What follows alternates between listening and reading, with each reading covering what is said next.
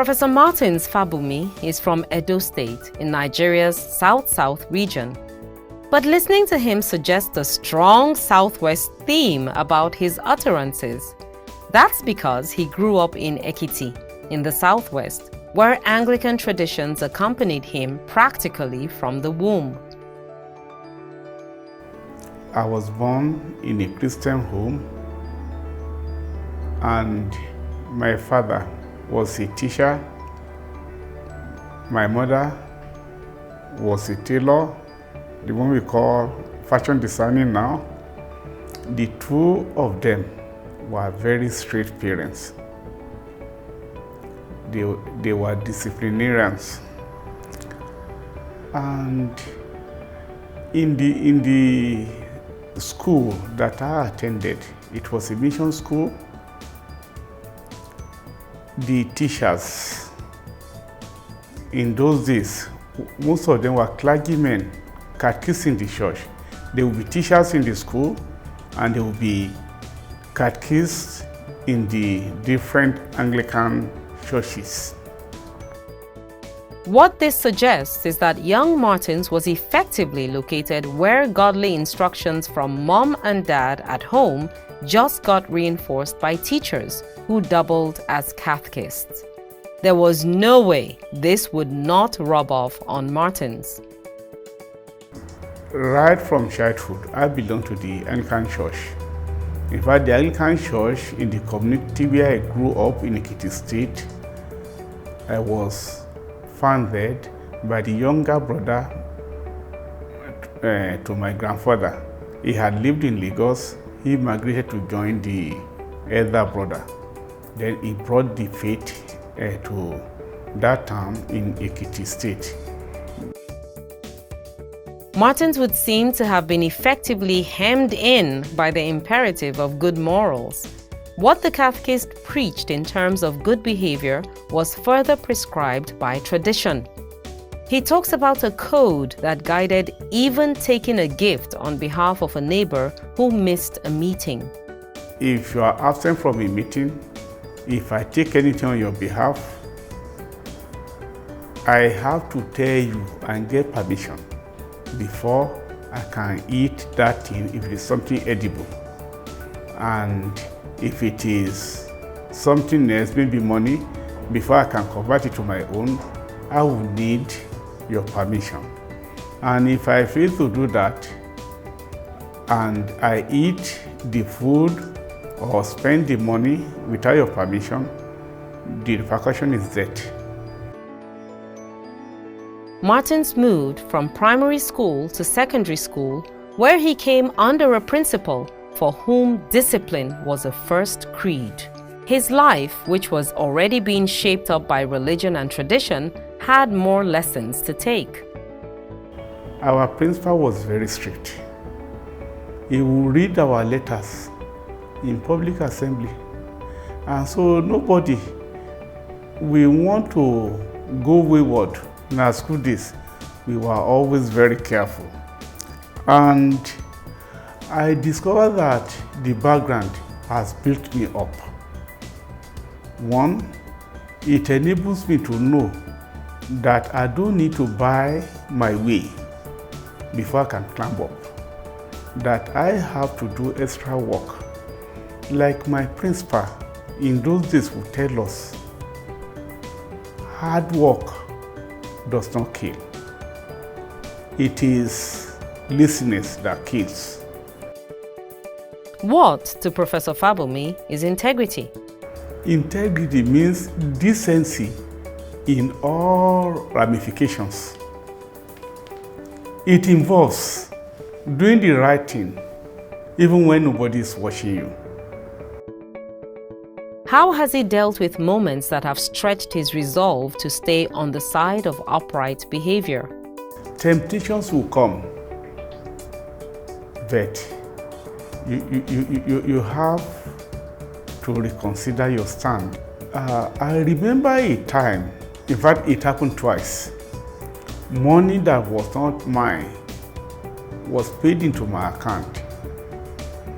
I had to go to the bank with a letter addressed to the manager and I made the secretary to sign the duplicate of that letter, stating original received by mine. The secretary signed and stamped with the official stamp of the bank. Then I had to write the bursar of the university in which I was working that time. That I discovered that a particular amount of money was paid into my account. I attached the letter. When there was no response from the bursar, I had to write the vice chancellor, and with the attachment, the vice chancellor had to respond that he will contact the bursar. And actually, towards evening that same day, the bursar gave me the remitter account through which I refunded the money. For refunding that money that was wrongly paid into my account, I spent 25,000 naira. It is not just that Professor Fabunmi remembered and executed what faith teachings counseled him to do from an early life. A fee had to be paid to do that which was right. Such were the times of this model of integrity. The second time, this one happened outside Nigeria. It happened in Ghana. I didn't know that the money was mine. I went to the bank. I complained. They could not tell me the actual source. They gave me the code name of the payer. I said, no, this one will not help me. Then later it occurred to me that this second money was not wrongly paid. It was actually the pension deductions that they made from my salaries in the year 2014 when I first worked in Ghana. So then I called the office and they told me, no, the money is yours. That was not a mistake. Then I was happy. But the first one was actually not my money. This spectacular show of integrity would sound like a fairy tale to many young people in the present day. But then Professor Fabunmi grew up at a time when it was truly good to be good. He practically draws up a code of conduct for people who are keen on the practice of the virtue of integrity. Somebody with integrity will be a very honest person. The person will be transparent. The person will be hardworking. Then the person will be having very high moral values. And the person will be somebody that is able to be a role model to others. The person should be able to mentor other ones to grow in that line of integrity. I remember that when I was young, whenever something went wrong, because I was brought up in a large family house, my father being the first educated man in the whole extended family, all his younger ones were living with him with their families, and it was a big family house. And whenever something went wrong, my father would want to know the truth. My father would just ask them. My first name is Tunde. My father would ask them, was Tunde there when this thing happened? If they said yes, my father would say, okay, all of you go. When Tunde comes back, I will invite you back. Then some of them will try to lobby me, particularly those that were wrong. I will tell them that, for me, I'm going to see the truth. Then my father will invite all of us. Then he will ask me, and I'll still see the truth. It all boils down to a life of integrity, needing some level of stubbornness to retain its insistence. Some persons who know Professor Fabunmi appreciate the man's way of life. Whatever he will not do, he will not tell you. Immediately it is pronounced, he will surely do it. Even at home, whenever he says something to the children that he will do this, the children will be excited, knowing fully well that he will surely do it. Unlike me, if I tell them that, I will buy you this, I will buy you that, maybe after some time and I discover that I cannot afford it, I will simply tell them that, look, so promise I may not be able to fulfill because of so reason. At times the children will be joking, they will say, a promise is a debt and a debt is a sin, that since I promised, it must be fulfilled.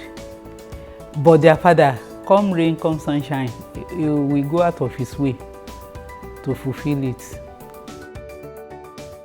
There are many temptations one has to fight off on the integrity trail. Let's hear one more challenge from Professor Fabunmi. Some of my colleagues wanted me to favor some of the students in my gradings, and they were very senior ones. They would give me their matric numbers, but because I was a very junior lecturer in those days, I would collect, but I would not do anything. So some of those students will end up scoring their low marks, and the senior ones will never come back to me to ask me. And over the years, people got to know that Martins will not budge. Martins will not budge. At this point, the world usually leaves the individual alone to continue on their chosen path of integrity. Professor Martins Fabunmi has earned a place in the Hall of Fame for men and women who do good for the sake of it. Reward is never the motivator. It's all about teaching a child the way he should go. Once used to it, adulthood secures an eternal compass. That's what the professor has benefited from.